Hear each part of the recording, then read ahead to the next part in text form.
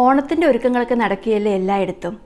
അപ്പോൾ ഓണസദ്യക്കായി സാമ്പാർ ഉണ്ടാക്കുന്നതിനായി നല്ലൊരു സാമ്പാർ പൊടിയുടെ കൂട്ടാണ് ഇന്ന് ഞാൻ നിങ്ങളുമായി ഷെയർ ചെയ്യാൻ പോകുന്നത്.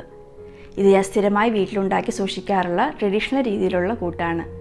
ഞാൻ Lisha. Welcome to my channel thecoffeemug. ആദ്യം സാമ്പാർ പൊടി ഉണ്ടാക്കുന്നതിനാവശ്യമായ ഇൻഗ്രീഡിയൻസ് എന്തൊക്കെയാണെന്ന് നോക്കാം. 15 നാടൻ വറ്റൽമുളക് ഞാനിവിടെ എടുത്തിട്ടുണ്ട്. കഴുകി വാരി നന്നായി ഉണക്കി വെച്ചിരിക്കുന്നതാണ്. സാമ്പാർ പൊടിക്ക് നല്ലൊരു കളർ കിട്ടുന്നതിന് വേണ്ടി കാശ്മീരി വറ്റൽമുളക് 15 എണ്ണം എടുത്തിട്ടുണ്ട്. ഞാനിവിടെ വറ്റൽമുളകിൻ്റെ എല്ലാം ഞെടുപ്പ് കളഞ്ഞാണ് എടുത്തിരിക്കുന്നത്. 4 തണ്ട് കറിവേപ്പില. അളവ് കപ്പിന് 1/4 കപ്പ് മല്ലി. നമ്മൾ വെളിയിൽ നിന്ന് വാങ്ങിക്കുന്ന മല്ലിയിൽ നല്ല അഴുക്കുണ്ടാകും. അതുകൊണ്ട് നന്നായി കഴുകി ഉണക്കിയെടുക്കുന്നതാണ് എപ്പോഴും ഹെൽത്ത് വൈസ് നല്ലത്. പിന്നെ ഞാൻ എടുത്തിരിക്കുന്നത് 2 ടീസ്പൂൺ ഉണക്കലരിയാണ്. സാമ്പാറിന് നല്ല കൊഴുപ്പ് കിട്ടാൻ വേണ്ടിയാണ് ഉണക്കലരി ചേർക്കുന്നത്. അടുത്തതായി നമുക്ക് വേണ്ടത് 1.5 ടീസ്പൂൺ ഉലുവയാണ്. ഉലുവ ഒത്തിരി എടുത്തു കഴിഞ്ഞാൽ കയ്പുണ്ടാകും, അതുകൊണ്ട് കുറച്ചെടുത്താൽ മതി. അടുത്തത് 1 ടീസ്പൂൺ മഞ്ഞൾപ്പൊടി, 1 ടേബിൾ സ്പൂൺ കായപ്പൊടി. കായമൊക്കെ ഓരോരുത്തരുടെയും ടേസ്റ്റിനനുസരിച്ച് ചേർത്താൽ മതി കേട്ടോ. 1 ടേബിൾ സ്പൂൺ മുതൽ 1.5 ടേബിൾ സ്പൂൺ വരെയൊക്കെ ആകാം. ഇനി നമുക്ക് വേണ്ടത് 1 ടേബിൾ സ്പൂൺ പീസ് പരിപ്പാണ്.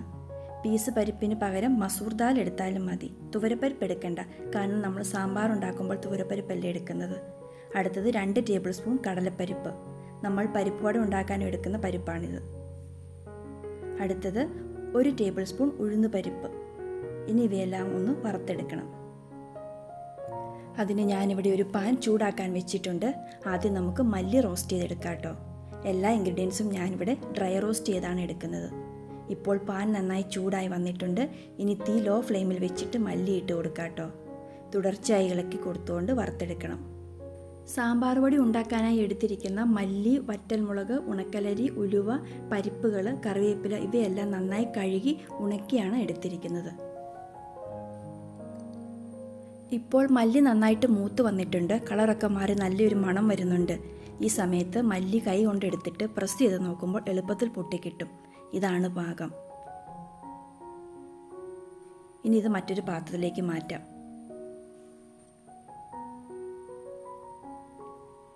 അടുത്തത് ഉലുവ വറുത്തെടുക്കണം.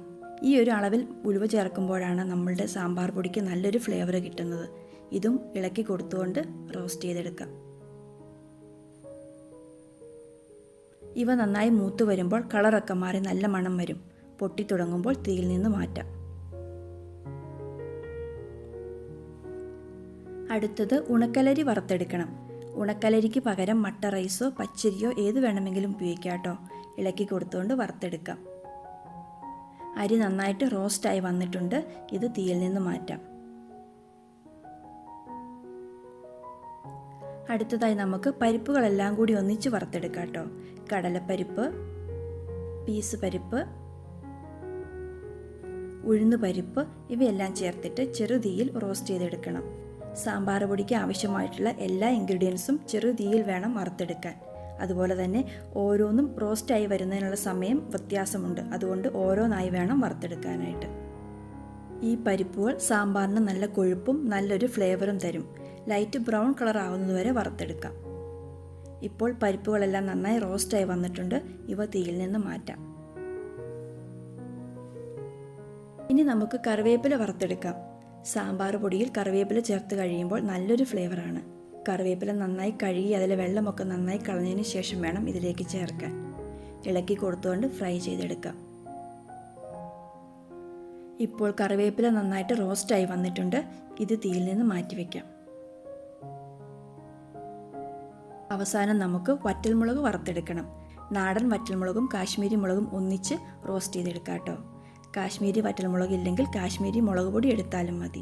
തുടർച്ചയായി ഇളക്കി കൊടുത്തുകൊണ്ട് ഇവ റോസ്റ്റ് ചെയ്തെടുക്കാം. ഇപ്പോൾ ചില്ലീസ് എല്ലാം നന്നായി ചൂടായി റോസ്റ്റായി വന്നിട്ടുണ്ട്. ഇനി ഇത് തീയിൽ നിന്ന് മാറ്റിവെക്കാം. ഇപ്പോൾ എല്ലാ ഇൻഗ്രീഡിയൻസും റോസ്റ്റ് ചെയ്തെടുത്തിട്ടുണ്ട്. ഇവയുടെ ചൂടെല്ലാം നന്നായി ആറിയതിന് ശേഷം മിക്സിയുടെ ചെറിയ ജാറിലിട്ട് പൊടിച്ചെടുക്കണം. ആദ്യം നമുക്ക് വറ്റൽമുളകും കറിവേപ്പിലയും പൊടിച്ചെടുക്കാം. മുളകൊന്ന് മുറിച്ചിട്ട് കൊടുക്കാം കേട്ടോ. ഇനി കറിവേപ്പില. ഇവ രണ്ടും നന്നായി പൊടിച്ചെടുക്കാം.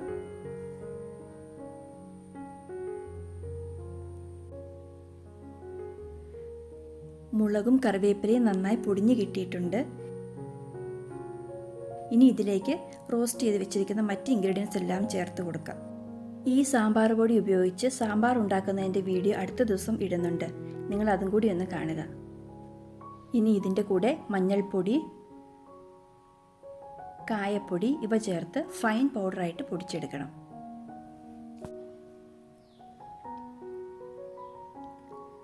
സാമ്പാർ പൊടി പൊടിച്ചെടുത്തിട്ടുണ്ട്. നന്നായി പൊടിഞ്ഞ് കിട്ടിയിട്ടുണ്ട്. ഇവ ഒരു ബൗളിലേക്ക് മാറ്റാം. ഈ സാമ്പാർ പൊടി എയർ ടൈറ്റ് ആയിട്ടുള്ള ചില്ല് കുപ്പിയിലിട്ട് സൂക്ഷിച്ചാൽ 3-4 ആഴ്ചയോളം കേടുകൂടാതെ ഇരുന്നോളും. നമ്മൾ കേരളീയരുടെ വീടുകളിൽ എപ്പോഴും ഉണ്ടാക്കുന്ന ഒരു വിഭവമാണല്ലോ സാമ്പാർ.